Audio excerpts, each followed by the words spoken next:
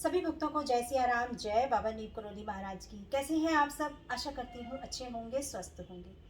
मैं अपनी वीडियो में लेकर आती हूँ बाबा महाराज जी की लीलाएं, उनके चमत्कार और उनके भक्तों द्वारा बताए गए कुछ अनुभव। आज की वीडियो में मैं बाबा महाराज जी के जीवन से जुड़ी कुछ रोचक बातें आप सबके सामने लेकर आई हूँ। तो चलिए जानते हैं बाबा महाराज जी के बारे में कुछ रोचक बातें।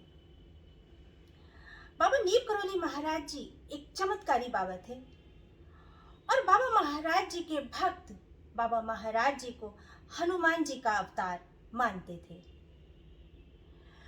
बाबा नीम करोली महाराज जी बहुत ही सीधे साधे और सरल व्यवहार के व्यक्ति थे। बाबा महाराज जी का जन्म उत्तर प्रदेश के अकबरपुर गांव में 1900 के आसपास हुआ। बाबा नीम करोली महाराज जी के पिताजी का नाम श्री दुर्गा प्रसाद शर्मा था और बाबा महाराज जी का वास्तविक नाम लक्ष्मी नारायण शर्मा था। बाबा महाराज जी का 11 वर्ष की उम्र में विवाह कर दिया गया।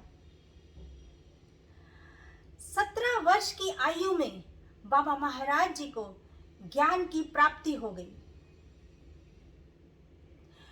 बाबा महाराज जी कई नामों से पुकारे जाने लगे। कहते हैं बाबा महाराज जी ने सन 58 में अपना घर छोड़ दिया और निकल पड़े भ्रमण करने। बाबा महाराज जी सबसे पहले गुजरात के मौरवी में बाबा महाराज जी ने तालाब में रहकर तपस्या की। बाबा महाराज जी तलैया वाले बाबा के नाम से, हांडी वाले बाबा के नाम से जाने जाने लगे। इसी तरीके से बाबा महाराज जी हांडी वाले बाबा जी, तलैया वाले बाबा जी, कंबल वाले बाबा जी, महाराज जी, इन नामों से पुकारे जाने लगे। बाबा महाराज जी कैची धाम सन 1961 में गए और बाबा महाराज जी अपने पुराने मित्र पूर्णानंद तिवारी जी से मिले और उन्होंने उनसे कहा कि मुझे कैची में आश्रम बनाना है। बस फिर क्या था, सन 64 में श्री कैची धाम का निर्माण हुआ और बाबा महाराज जी ने हम सभी के लिए कैची धाम की स्थापना की, जहां आज दूर दूर से भक्त दर्शनों के लिए जाते हैं। देश से ही नहीं, विदेश से भी बाबा महाराज जी के लाखों भक्त आते हैं। एक बार बाबा महाराज जी ट्रेन में सफर कर रहे थे। टीटी आया और टीटी ने बाबा महाराज जी से कहा, टिकट दिखाओ। बाबा महाराज जी ने कहा, टिकट तो मेरे पास नहीं है। फिर क्या था, अगला स्टेशन नीम करौली था। टीटी ने बाबा महाराज जी को वहां पर उतार दिया। बाबा महाराज जी ट्रेन से उतरने के बाद थोड़ी दूर आगे जाने के बाद बाबा महाराज जी ने अपना चिमटा जमीन पर जोर से मारा और बैठ गए। लेकिन अब क्या था, अब तो ट्रेन चलने का नाम ही नहीं ले रही थी। बहुत कोशिश करने के बाद, बहुत जत्न कर लिए, लेकिन ट्रेन टस से मस नहीं हुई। तभी वहां के जो मजिस्ट्रेट थे वह ट्रेन में थे और बाबा महाराज जी को जानते थे। उन्होंने टीटी से कहा कि तुमने बाबा जी का अपमान किया है, एक काम करो, अब जाओ और पूरे आदर और सम्मान के साथ बाबा महाराज जी को वापस ट्रेन में लेकर आओ। इसी बात से सारे और जो व्यक्ति ट्रेन में बैठे थे उन सभी ने कहा, हाँ आप बिल्कुल ठीक कह रहे हैं। बस फिर क्या था, टीटी गया और बाबा महाराज जी से माफी मांगी और पूरे सम्मान के साथ बाबा महाराज जी को ट्रेन में वापस लाया गया। ट्रेन चलने में एक सेकंड भी नहीं लगा, बाबा महाराज जी के चरण रखते ही ट्रेन चल पड़ी। लेकिन बाबा महाराज जी ने टीटी से कहा कि दोबारा कभी किसी संत का अपमान मत करना। उसको हमेशा सम्मान देना। ऐसे ही कहा जाता है कि रिचर्ड एडवर्ड यानी कि रामदास जी ने बाबा महाराज जी के जीवन से जुड़ी एक किताब लिखी, मिरेकल ऑफ लव। उसमें पूरा जिक्र है बाबा महाराज जी के बुलेट प्रूफ कंबल का।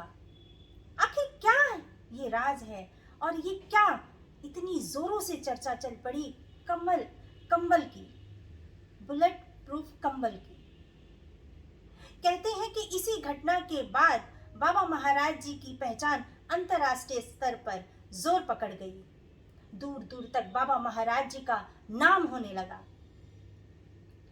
इसकी कहानी ये है कि फतेहगढ़ में एक बुजुर्ग दंपत्ति जिनका बेटा सैनिक था और विश्व युद्ध जो हमारा दूसरा विश्व युद्ध था उसमें वो गया हुआ था। एक दिन बाबा महाराज जी बुजुर्ग दंपत्ति के घर आए और उनसे कहने लगे कि आज रात हम तुम्हारे ही घर रुकेंगे। बाबा महाराज जी रात को उनके घर रुके, लेकिन बाबा महाराज जी पूरी रात कष्ट में रहे, परेशान रहे। इधर से उधर बाबा महाराज जी को जरा सा भी चैन नहीं लगा। बाबा महाराज जी ने वो पूरी रात कष्टों में काटी।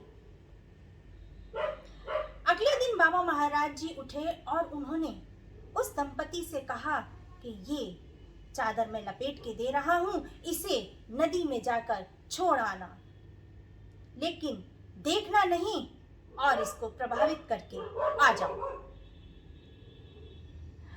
बुजुर्ग दंपति ने ऐसे ही किया और जब वो घर वापसी आए तब बाबा महाराज जी ने उनसे कहा, चिंता मत करो, तुम्हारा बेटा 1 महीने बाद बिल्कुल सही सलामत घर आएगा।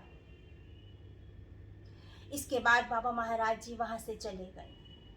लगभग 1 महीने के बाद उनका बेटा आया, जिसे देखकर माँ बापों की खुशी का कोई ठिकाना नहीं था, क्योंकि वह अपने माँ बाप की एक लौती संतान था। अब उसने जो 1 महीने पहले की और उस युद्ध की जो घटना बताई वो सुनकर बड़ी हैरानी हुई।